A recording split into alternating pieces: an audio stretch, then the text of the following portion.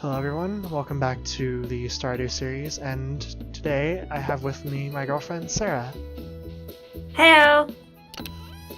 And today we're going to be talking about probably one of my favorite things in the world, horror. So, as I always will, I will start this off with a question.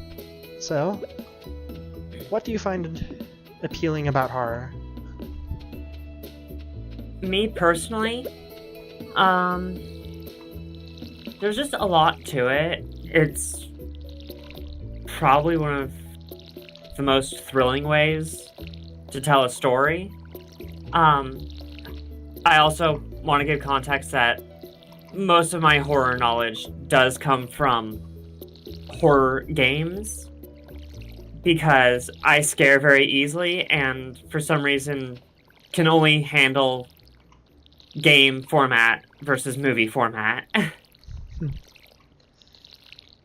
guess for me, the thing that appeals to me about horror is sort of the rush of, I guess, adrenaline and other things that you'd normally feel whenever you watch a movie that's horror or play a game that's horror themed, because it makes you feel alive. It's hard to explain about why it makes you feel alive, because it's just, I'm not sure what even words I can really even describe it with,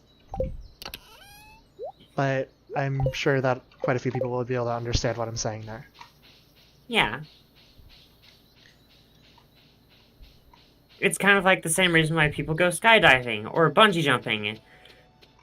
Even though I openly confess I do not understand at all why anyone would want to do that. I mean, skydiving is something I've wanted to do at some point, but... Well, you can go without me. But I guess that comes back to...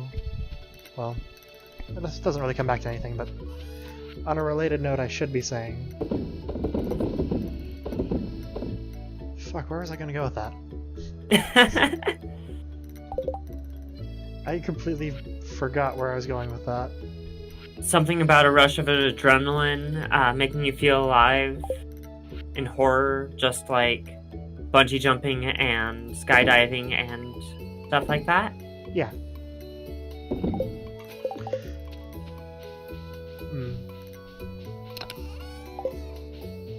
But I guess I should ask, what are some of your favorite horror games, since you tend to like those more than the movies and other things?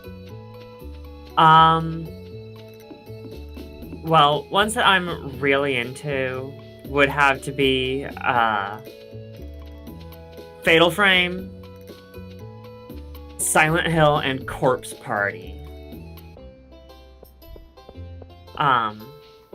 And Corpse Party is definitely a special one among that list because there's just something that I feel is, like, really special about, those, horror-type games. The, RPG Maker ones. Because they have limited assets and everything, and yet they're still able to make some of the most tense and terrifying games I have ever played. And while I've never played any of those games, actually, I can say that one of the reasons why the RPG horror games tend to be really scary is because of the limited assets and other things like that, they have to think outside the box with a lot of what they do. So they have to spend more time thinking creatively about how they can overcome the limited asset issue. Yeah, which is really cool, and also gives them access to,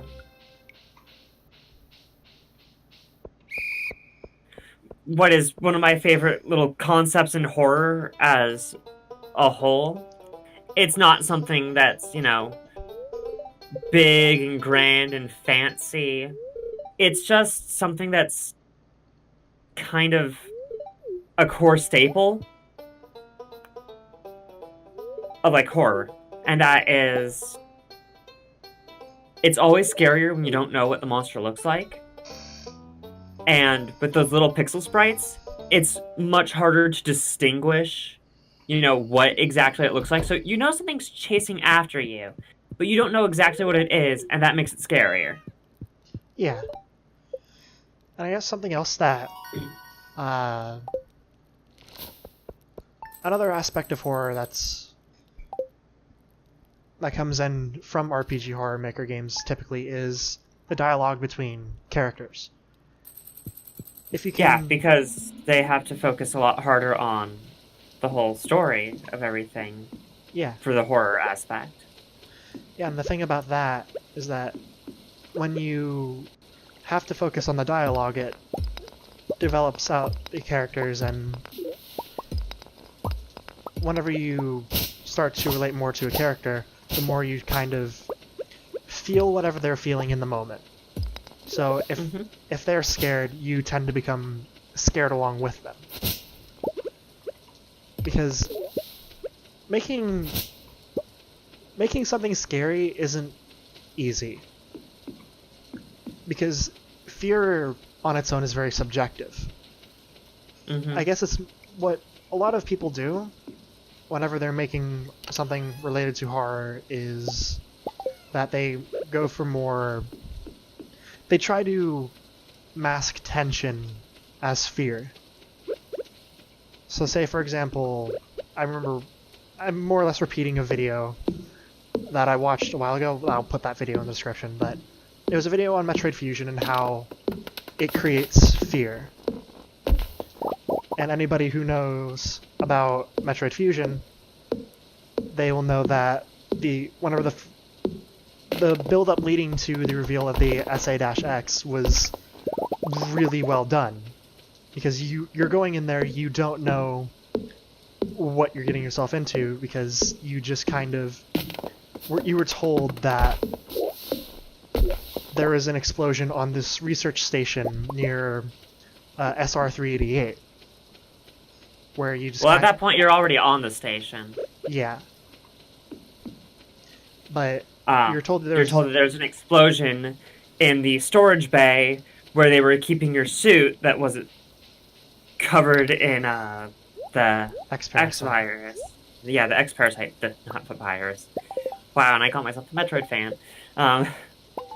But there's an explosion, and oh hey, surprise, surprise, SA-X.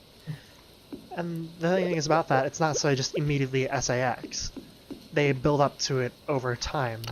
Whenever you first go there, it's just this little mutated-looking toad thing that was originally... Same thing that infected Samus when she was on SR-388. And it was replicating one of the little toad things that she came across on SR-388. So, you kill it, you go back to the AI. He's just like, keep an eye out for what's going on. And in the meantime, go and get a missile upgrade. And then... Down like Sector 1 or something, right? No, the power actually goes out. And then you have to I thought the power going out was a much later thing.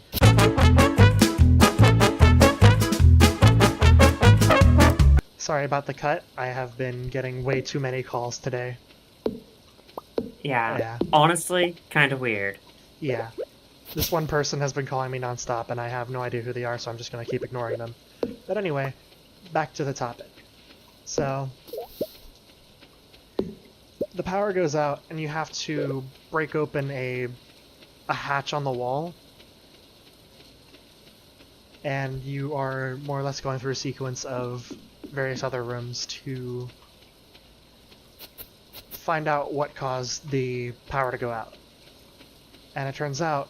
Oh no, it's the elevator stops because as you're going down the elevator, the SA-X busts in through the other wall.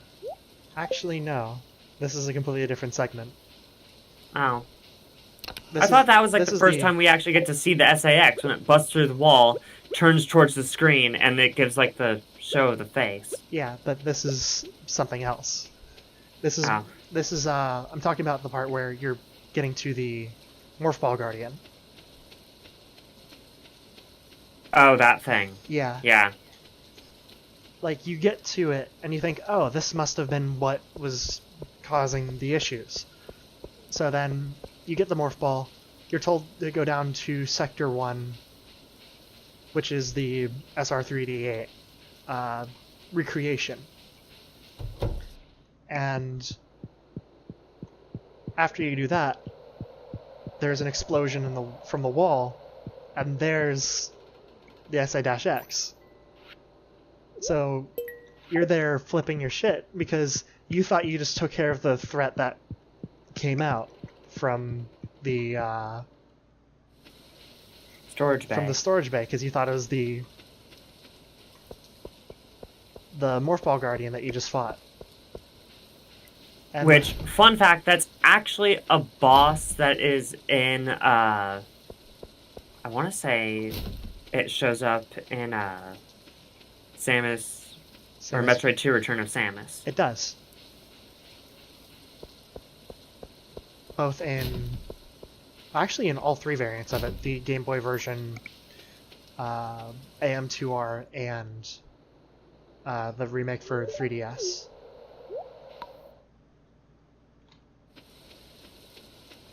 But that's an effective use of horror in the fact that you're subverting the audience's expectations.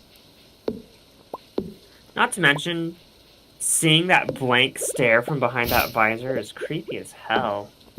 Yeah. And another use of horror in that game is you being defenseless towards it. Because whenever you encounter it, you have to run. Because you can't damage it for shit. And unfortunately, most of the time, you can't stealth your way past it either. Yeah, you kind of just have to sit and wait for it to either leave the room, or later on, physically run from it while it's shooting at you. And what makes it even more stressful is that it has the ice beam. And whenever you get shot by the ice beam, you're frozen for a little bit. So... And you take a lot of damage because Samus at this point is part Metroid, and they are vulnerable to ice. Yes. And that only gets subverted once she gets the Varia suit, which comes actually rather far into the game. I want to say it's like the halfway point. Yeah. Which typically that's where that comes in. That's usually where the Varia suit comes in. But it sort of feels longer at that point. Really? Because I honestly feel that usually you get the Varia suit about a third of the way in, and then Gravity suit two-thirds of the way in for most Metroid games. I kind of see it as like a halfway. Like, the Varia suit you get about halfway. And then the Gravity suit you typically get around 3/4. Unless you're Metroid Prime 2, in which case, there's neither. Yeah. It's the dark suit and the light suit. Dark suit, light suit, yeah. But, Back to horror. Back to horror. The feeling of, I guess, powerlessness in situations is another thing that leads itself to horror. And that's another reason why I like the Corpse Party games. You have no way of fighting back. Your only hope is to run away or find your way out of your seemingly helpless situation. And sometimes you have to do puzzle things while being chased by a monster inside of the room. Which adds to the stress of everything going on. Mm-hmm.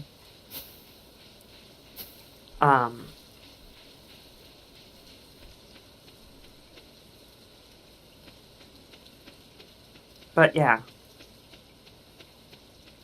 That's another thing that I like about generally RPG Maker horror games, because they also tend to have that.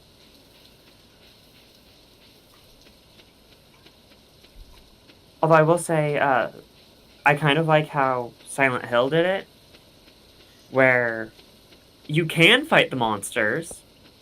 It's clunky as fuck, but It's you can. clunky, but you can. But that doesn't necessarily mean it's going to be your best option, because sometimes it's better to run away from them, even if it's not something that you know you can't fight. Yeah. Because sometimes just the factor of I have a gun, but ammo is extremely limited. I need to conserve this for when I really need it. Yeah. And then, other than that, you have what? A plank of wood with a nail in it? And something else that comes from Silent Hill that I love is the psychological aspect. And how it sort of just... Definitely. And how it fucks with your head. Definitely one of the best aspects for stuff like that. Yeah. And I will say, like I said, I've never played a Silent Hill game except for the shitty PS Vita one, which I will say probably doesn't count. But I know enough about the... I know enough about the second one, which I believe the one was the PS2 one. That one was the one with the introduction of Pyramid Head. Yep. And honestly, of the Silent Hills, definitely one of the better, if not the best one. Yeah. I mean, all of them have their charms and appeals. Mostly. Yeah. Not all of them are amazing, but that doesn't necessarily mean that they're terrible. Yeah, until you start getting to Downpour and beyond. I was going to say after 4, it kind of nosedived a bit. Yeah, but Downpour is where it was like very noticeable. It was either Downpour or Homecoming, I can't remember which.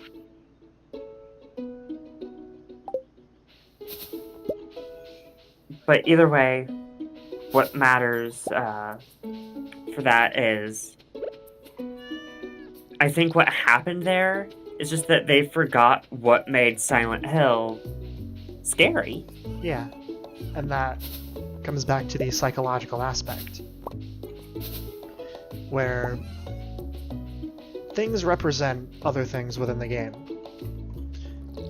Like, I'm trying to figure out where I'm going with this. But when it comes to psychological horror, things have to represent something.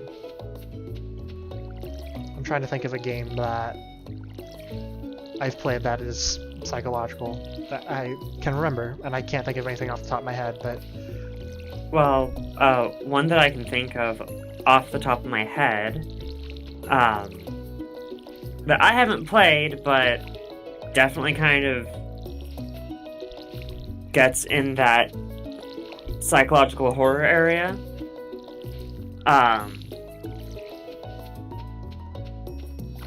But is also kind of action gamey from what I've heard, is The Evil Within. Oh yeah. I heard that actually pulls psychological horror quite well for being more or less an action game after, like, the first part. Yeah.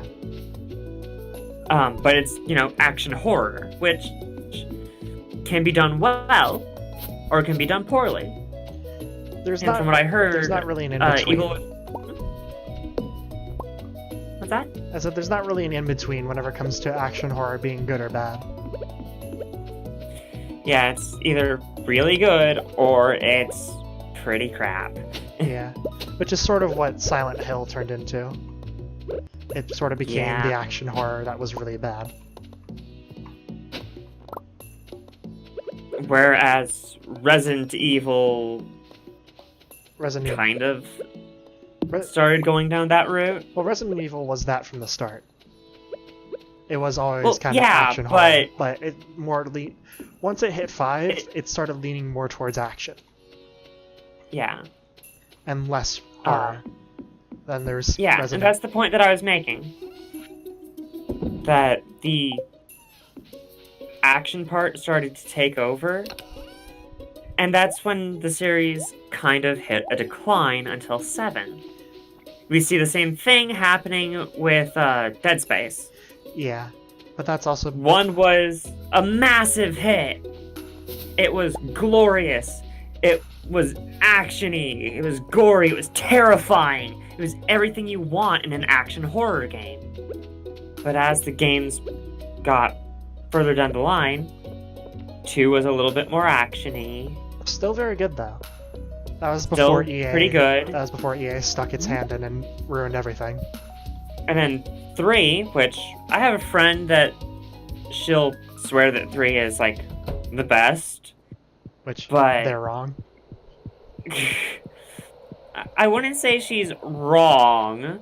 I'd say she's allowed her opinion. Which is wrong. And even though her opinion may not be the popular opinion, she does have a right to voice it. Even if it's seen as not incorrect. Even if it's seen as incorrect, yeah. And for the record, I am joking around. I figured. See, she's always been more of a gameplay first kind of person, so I can see where she's coming from with 3 being the best. Yeah. Because I can see how they have advanced how the gameplay works. They refined the gameplay a lot, but in doing so, they sacrificed the horror elements. They sacrificed what made Dead Space special. Now it's just another over-the-shoulder shooter. Yeah. That has different weak points for its monsters.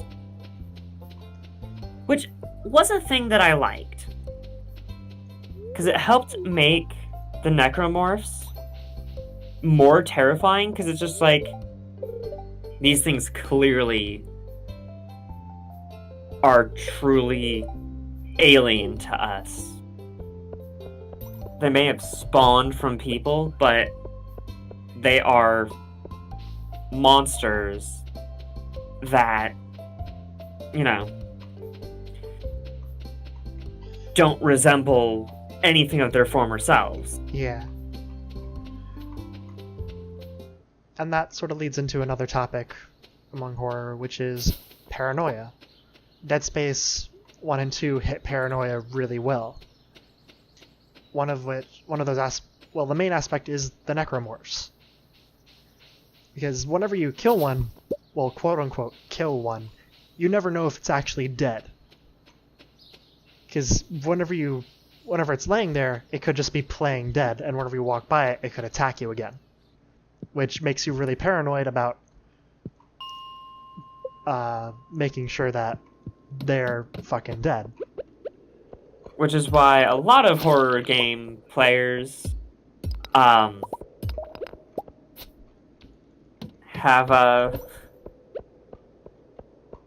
picked up the what's it called?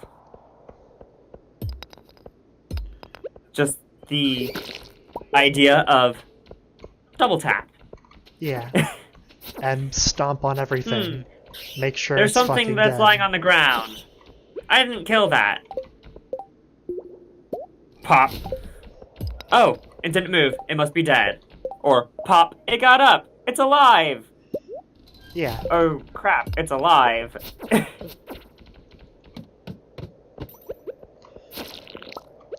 instilling paranoia is one of the most effective means of horror.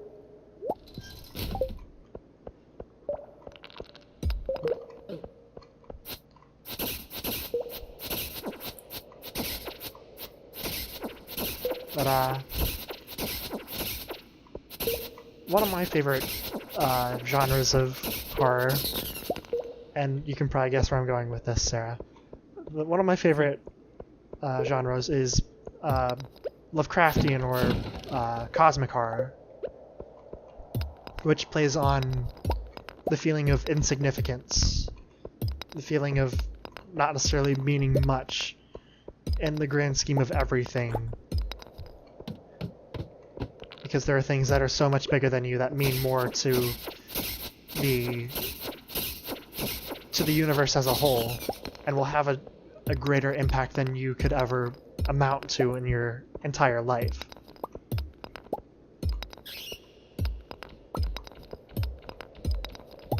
Which, needless to say, is probably the most depressing aspect of... is probably like the most depressing kind of horror, but also probably one of the most relatable kind. One of the most effective because of how relatable it is. Because what is one thing that everyone fears? Being useless. That nothing that they do matters. Yeah. Like, I'll confess it, some nights I just lie awake in bed crying over that fact. Yeah. Well, I don't personally cry over it or really fret over it because of how much I've thought over it. It is a real fear that a lot of people have. And when done well, it is absolutely one of the most effective ways of using horror. I'm not entirely sure that I would 100% count that as horror, because I feel like there's another word that describes that feeling of just meaninglessness. Insecurity. I was thinking more of dread.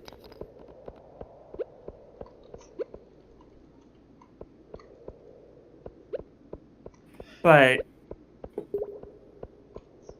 you know, I personally find that less to be scary and to be more just despair-inducing. Yeah. But that's my personal view on it. But horror itself isn't necessarily just about scaring the... I'll just say viewer. It's more about instilling negative emotions.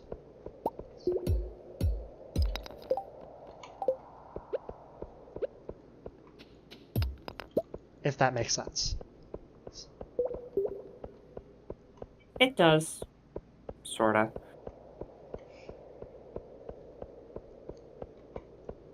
You know what's something that I just can't get over, though? Hmm? The fact that for the longest time, my favorite horror game was Majora's Mask. That is actually, I would say that there are some horror aspects of that game. Oh, there is so much to that game. Yeah. Like, you go, oh, it's a Zelda game! It's made by Nintendo! It's rated E for everyone! It can't be that terrifying! And at the end, it is simultaneously one of the most terrifying Nintendo games I have ever played to date, and is also one of the most sobering. Yeah. The thing that makes it terrifying is that there's so much stress put on the player because of the time limit. Which also, because of the whole rewind mechanic, adds a layer of just futility to it. Yeah, because you're doing so much, and all of it, and most, if not all of it, will be reset. Even if you still have, some of the rewards from it, like, the boss remains, or the item pickups from a dungeon, you still lose, all the money you had on you, all of your bombs, all of your arrows, and every quest line resets. Yeah.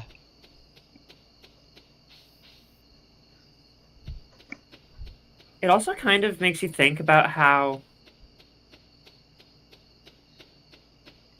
yeah, you're the hero, and you can't save everyone.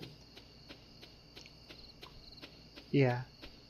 Because it's impossible to 100% everything in one cycle. Yeah.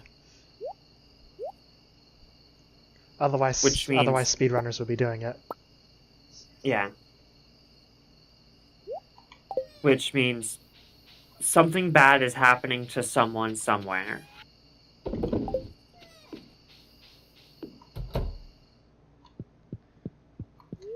And then, on another note of Zelda games having horror, the Shadow Temple and Below the Well from Ocarina of Time. Ugh. I'm curious I don't want to think about that. I'm curious as to how those were approved for E for Everyone when there is actual blood in the Shadow Temple. And then there's Dead Hand. Torture devices inside of Below the Well? Yeah. Sorry, and you were saying? Then there's Dead Hand. There is. Yeah, that... The soulless eyes, the really long neck,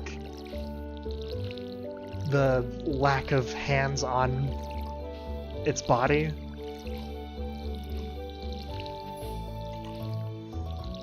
But I will say the boss is a lot more comical, though. The fact that he's named Bongo Bongo and you fight him on a giant fucking drum. I have heard some very interesting theories involving Bongo Bongo. I don't think I've heard any. They're cool, but definitely not for this discussion. Okay.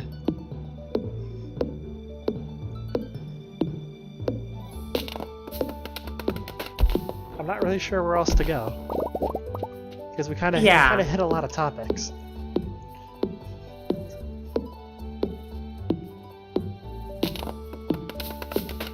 I can think of something. What would that be?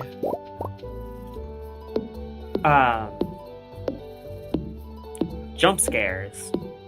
Oh yeah. That is a pretty good topic. Because a lot of people kind of view them as cheap. But whenever done well, okay, a jump scare most of the time is cheap, but what makes a good jump scare a good jump scare is the build up to it. I guess keying up of the music, let's say. I'm not sure what the proper term would be, but the music sort of picking up and inducing panic through the stress of the music picking up, which is redundant now that I say it. But I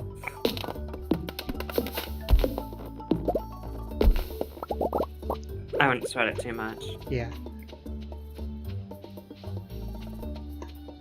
And leaving clues to the fact that, oh, there's a jump scare about to happen. Well, I guess leaving clues to it is what makes it bad. Actually, no. Leaving clues to it makes it good because you have, like, some sort of expectation that, oh, this is gonna happen. If... Not just, it's gonna come out of nowhere. Yeah. Because if it comes out of nowhere, then it's cheap. I'm looking at you, really shitty Gmod horror maps.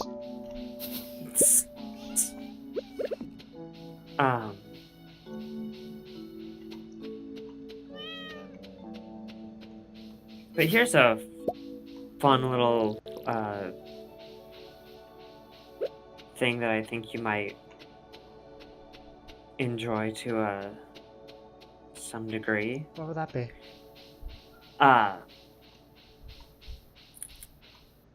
Those jump scares where, you know, they have that tension building where you're like, okay, you can tell that a jump scare is about to happen. You know that it's going to happen anytime.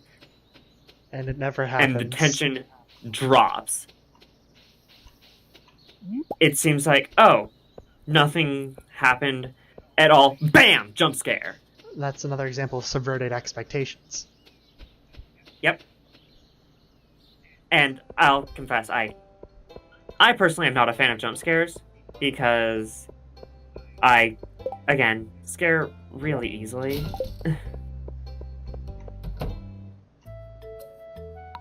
So it's not something I am a huge fan of, but understandable. It's also something that I can appreciate. Usually. Usually.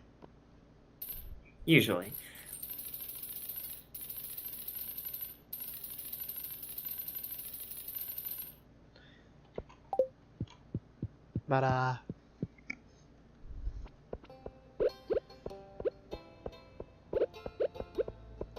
don't really want to do any debate on, like, what jump scares are good and bad in games. I'm not going to talk about the Five Nights at Freddy's series, because they're all jump scares, really. But I would like to talk about Five Nights at Freddy's as a game for a little bit, if that's alright. That's okay. Because whether you love it or hate it, you have to admit that for what it is, and I'm specifically talking about the first game, the first game was brilliant. And that I can say is true. Because you know, just minimal amounts of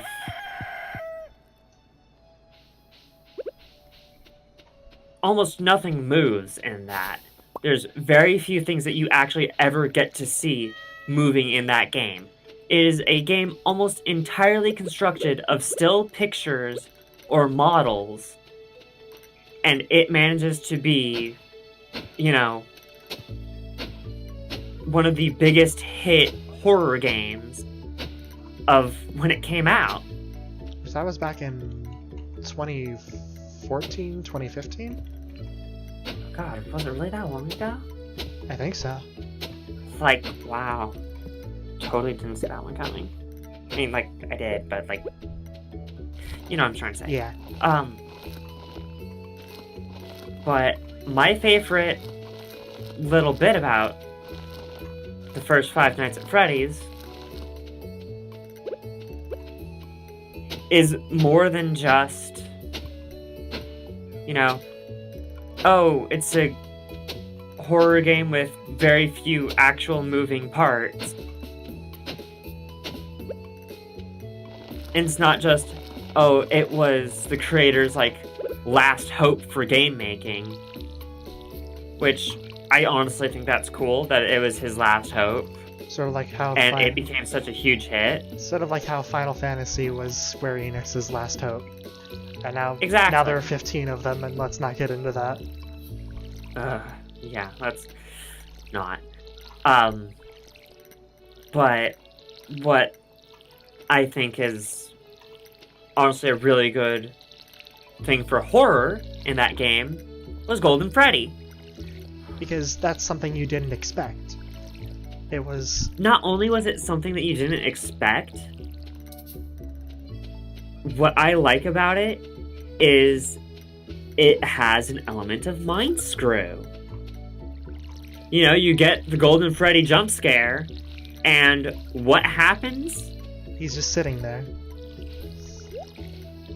Well, no, I'm talking about... Oh, the game crashes. Scare. Yeah. You get a face full of Golden Freddy, some spooky beach, and then the game crashes itself. And that, I think, is something really admirable about that game. Horror games that have interface screw. Yes, fourth wall breaks. Because in a sense, that was breaking the fourth wall.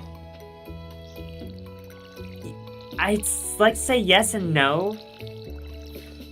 Because, yes, it completely, destroys the fourth wall, but I feel like at the same time, the fact that they don't acknowledge the fact that it breaks the fourth wall makes it even more notable, Yeah. It's not like Deadpool, who, when he breaks the fourth wall, he's very cheeky about it. Yeah. I'm talking like Irisu syndrome. You see the screen, and then you see Irisu with a spiked club walking off from the side of your desktop and jumps into the game screen, the game window, as she just waltzes across your desktop. Like, I honestly think that's great.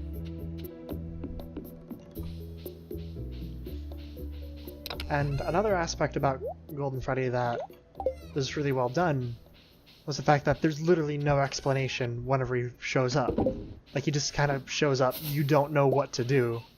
You're panicking because, like, oh, what's about to happen? Nothing was ever explained to me about this thing. He's just here. What the fuck do I do? Yeah. You have zero information on it. It just comes out of nowhere. And I think that, interestingly enough, works really well, like on the same level as the monster you can't see.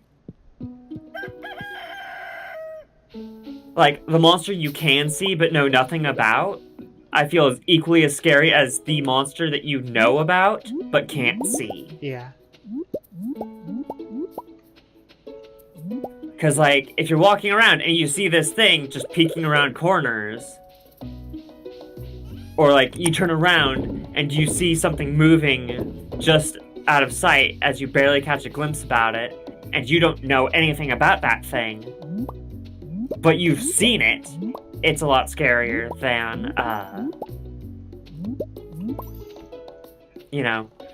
seeing a monster and knowing about it. Yeah. Like, Alien was really good about keeping the monster hidden for a while. Yeah.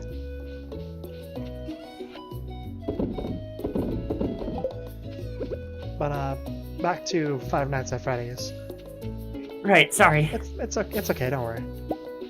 But, another aspect that adds to the experience of Five Nights at Freddy's is the stress of managing everything. Because you don't know what's going on whenever you're not looking at something. So literally anything could be happening. Yeah. And that is, once again, stress-inducing. And that's what adds to the fear of fucking up. Because if you don't know what's going on, you don't know whether you fucked up or not. Yep. It also probably doesn't help that there is a shocking number of people who have a fear of animatronics out there. Yeah. Because they sort of fall into the uncanny valley. Yeah. Where, like, not that I can at all blame people for being kind of freaked out by animatronics. They are a little freaky. And the thing about the uncanny valley itself sort of is centered around something being human-like while also not being human at all. It's sort of like that in-between. Where, let's say, some of those robots that have been coming out as of late, the ones that sort of make the really unsettling faces. Not to say as of late, but they were in the past, but they are things that exist.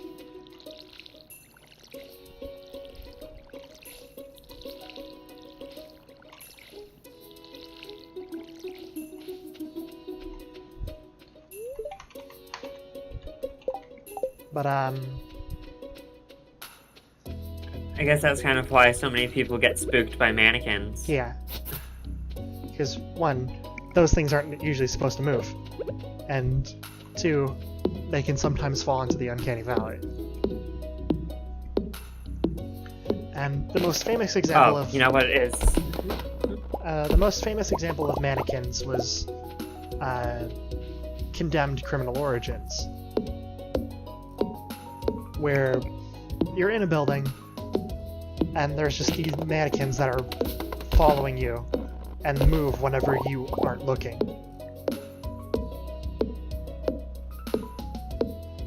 And I'm sure there are other examples of mannequins in other games, but I can't think of anything else off the top of my head. So, I thought of a good horror thing that we have not yet covered. What would that be? Things that are, to me, some of the scariest things ever. And what would that be? These two fall into the same category. Are angels from Doctor Who.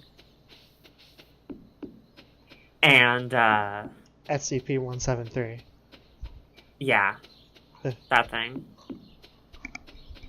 That falls into the paranoia category, where you're so afraid to take your eyes off of it, because the moment you do, anything could happen. But most likely, you're gonna fucking die. Anything in this case, being getting your neck snapped. Yeah. But on the topic of SCP-173, SCP Containment Breach is actually pretty good about its use of horror. One of which was, I can't remember what his number is, but the one that kind of appears out of the floor and corrodes anything he touches. Oh, you're talking about the one that's like known as the Old Man or whatever? Yeah. Yeah, that thing's freaky. Because, like, he could appear at any time. And that's another thing that sets in paranoia. Knowing that something could happen at any time. Without any warning, or without,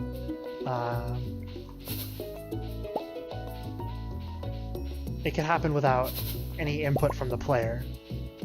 So no matter what you do, it's gonna happen at some point. Yeah, and shit like that is stress-inducing. Yeah.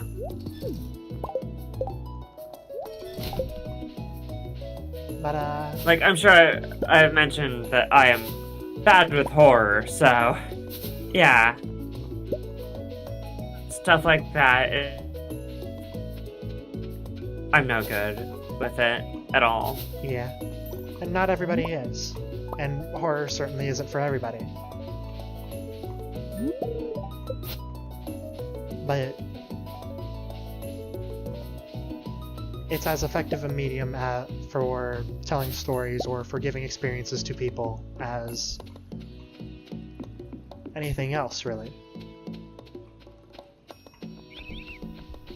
And while there are a lot of really shit horror movies coming out as of late, there are still the really good ones. Cough, cough, Slender Man, cough, cough. Yeah, I don't want to remember that exists. But, there are still the classic ones that everybody loves. Like the old It movies. Well, old It movies? No, the old It movie. what's the other Stephen? Are we talking about the one with the clown? Yes. Okay, just like wanted to double check on that.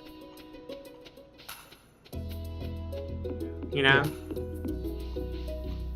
But trying to think about the other things. There's another one from Stephen King that I can't think of off the top of my head. Oh, shoot. Fuck. I kind of think I get... It was the one directed by one of the most famous directors that I can't think of off the top of my head. I can't even think of his name. God damn it.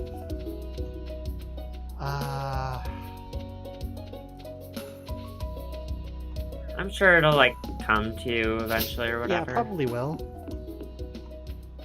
But I kind of want to think of it because we don't exactly have a lot of time left. Oh, really? Yeah. It's already been over 45 Oopsies. minutes. But, fuck, why can't I think of it?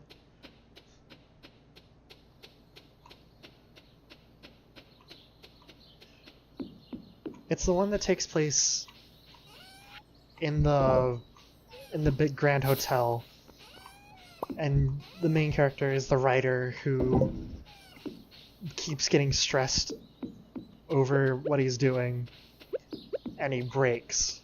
And I can't think of what that movie's called for whatever reason.